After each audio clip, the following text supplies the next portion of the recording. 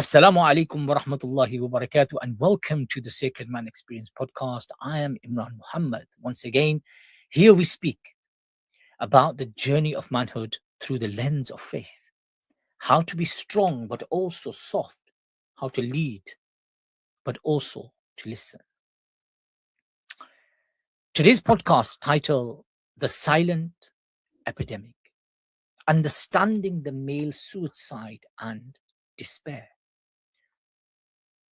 In the United Kingdom, suicide is the single biggest killer of men under the age of 45. In Europe and America, the statistics tell a story of a gender in major crisis. But for the Muslim man, the statistics are often hidden behind a veil of shame or haya that has been misplaced. We think that if we admit we are struggling, we are admitting a lack of iman, faith. I want to speak to the brother who's sitting in London or in Paris or in New York or in Riyadh or in Islamabad or in Jakarta, anywhere listening to this, who is successful on the outside but feels like he is drowning in a sea of grey in the inside. I want to speak to the man who feels he has to be a pillar of stone for his wife, for his children, and his community, while his own foundation is crumbling. The Prophet, peace and blessings be upon him, who we consider as the example and the model of a sacred man, sought refuge from al-ham wal-hazn, anxiety and sorrow. If the best of creation acknowledge these feelings, why do we pretend they don't exist? Today, inshallah, we pierce the armor of silence.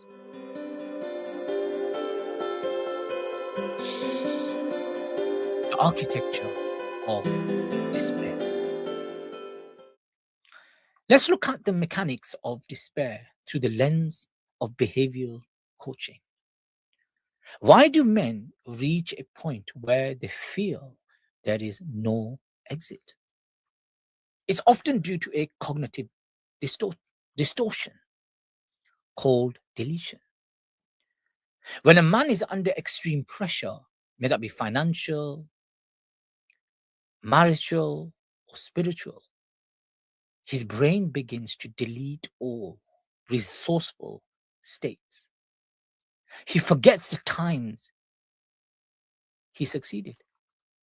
He forgets the love he has. He enters a tunnel vision where the only submodality he can see is nothing other than darkness. We talk about the internal dialogue. Most men have a critical voice that is louder than any external enemy. It tells you, you are a failure, you are a burden.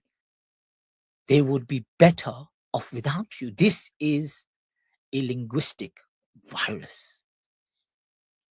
We also see the stoic trap. We've been conditioned to believe that manhood equals suppression. But suppression is not strength. Suppression is a pressure cooker. Eventually, the valve breaks. To heal, we have to change the psychology of depression and the physiology of depression. We cannot feel total despair while standing tall, breathing deeply, and looking at the horizon. We have to break the physical pattern to save the mental state. Sustenance of the soul. Now let us turn to the giants of our tradition, those models that we try to emulate and learn from. Long before modern psychology, Imam Abu Zayd al-Balkhi wrote Masali al-Abdan wal-Anfus, sustenance of the soul. Al-Balkhi was a genius because he recognized that the soul can get sick. It's like the body. He identified mental health as a sacred priority. He taught us that when the soul is constricted, what we call qabd, it is not always a sign of sin. Sometimes it is a trial of the temperament. Let's look at someone who's really famous for this particular, conflict. None other than the great polymath, the great scholar, the great jurist of his time, Imam al-Ghazali. May Allah be pleased with him.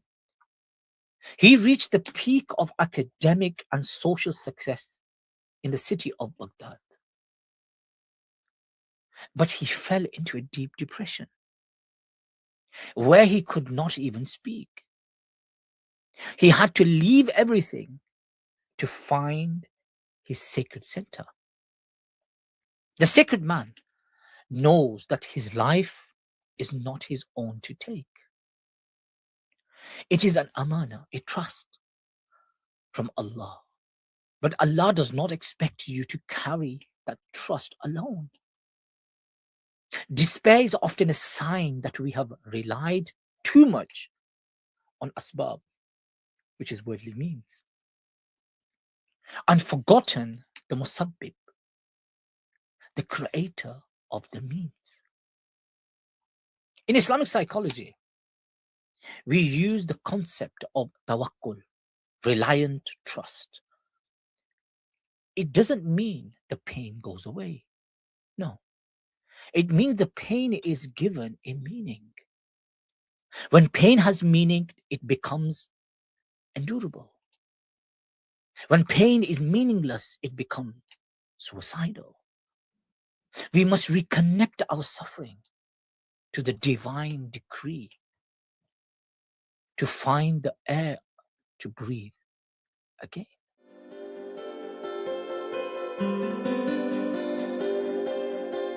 The lifeline. If you are listening to this and you feel that grey fog, here is your sacred man protocol. One of the great significant reasons why we started this particular podcast, the Sacred Man Experience podcast, was not only to listen to antidotes or have knowledge or information, but also take something which is practical and which you can bring into your life on a daily basis. So the Sacred Man protocol, the parts integration. Acknowledge the part of you that wants to give up. Don't fight it. Ask it. What are you trying to protect me from? Usually it's trying to protect you from pain. Then call upon the sacred man part, the second part, the part that protects, provides, and persists. Let them talk to each other. Realize you are the observer of your thoughts, not the thoughts themselves. The second part of the protocol. Al-Balkhi states that the physical reset is important. If your mind is spiraling, change your environment immediately. Al-Balkhi suggested delightful sights, scents, and sounds. Go to a park, smell the rain, listen to the Quran, recite in a mode that moves you, break the sensory loop of the golden gilded cage. Step 3 of the protocol, the vulnerability audit. Find one man, just one, and say these words: I am struggling. And I need you to just listen to me. Look, this is not weakness. This is tactical vulnerability. It breaks the isolation, which is the devil's playground. It is the devil that creates the despair. And it is within our hands to break that. Step 4 of the protocol, the sujood of release. Go into prostration. Stay there. Don't say a formal prayer if you can't find the words. Just weep. Let the earth take the weight of your heart. When your forehead touches the ground, this is something called grounding. You're physically connecting yourself to a neutral state. Whatever you are feeling at that time, in that, at least apparently, which is a ritualistic act of prayer, but it's also changing the position of your body. The prostration will help you to release the feeling that you have in your heart, in your mind, and the weeping and the expression of that, which is between you and your Lord. Nobody else will ever know. But if you don't try it, you will never know.